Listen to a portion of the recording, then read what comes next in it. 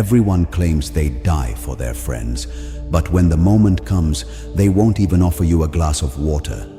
If you can't handle the truth, maybe this isn't for you. You can skip this video now, because you've probably already realized exactly what I'm about to talk about. Sit with that for a second. Dying for someone, that's easy to say. It costs nothing. It's a line you say at 2 a.m., half drunk on nostalgia, watching some old movie about loyalty and sacrifice.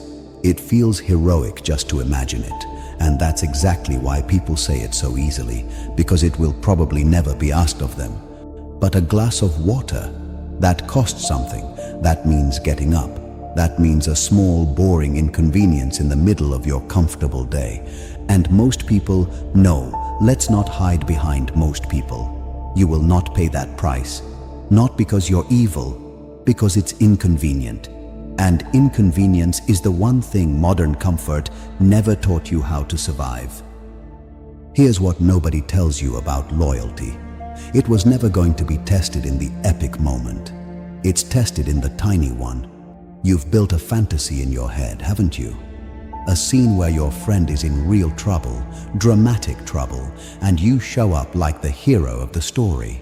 You picture yourself standing in the storm, taking the hit for them. You've rehearsed that scene so many times, it feels less like imagination and more like a memory of something that already happened. But that scene never comes. What comes instead is a text at 11 p.m. Can you help me move this weekend? And you say you're busy. What comes instead is, I'm going through something. Can we talk? And you say later. Maybe tomorrow. Maybe never. The moment never asks you to die. It asks you to be mildly inconvenienced. And you fail that test quietly, over and over, while still believing, somewhere deep down, that you'd pass the bigger one if it ever came. This is the quiet lie every friendship is built on. The idea that we're saving our loyalty for the big moment. We're not. We're spending it on comfort, on protecting our own schedule, our own peace, our own little bubble of, I've got enough going on right now. And somewhere along the way, you convinced yourself that still makes you a good friend. Because life never actually handed you the knife to the throat moment, the lie never got tested. It just sat there, untouched, feeling true. Nobody tests loyalty with a blade. They test it with a rainy Tuesday and a friend who needs a ride. They test it with someone crying on the phone at a bad time. They test it with something so small, so unglamorous, that saying no doesn't even register as betrayal. It just feels like being busy. That's the trick of it. Betrayal in real life doesn't look like betrayal. It looks reasonable. It sounds like I couldn't instead of the truth, which is I wouldn't. It shows up as 100 small absences that never stack into one dramatic scene.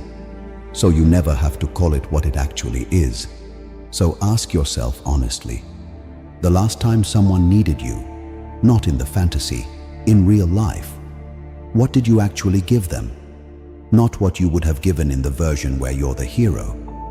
What did you give in the version that actually happened? If the answer makes you uncomfortable, good.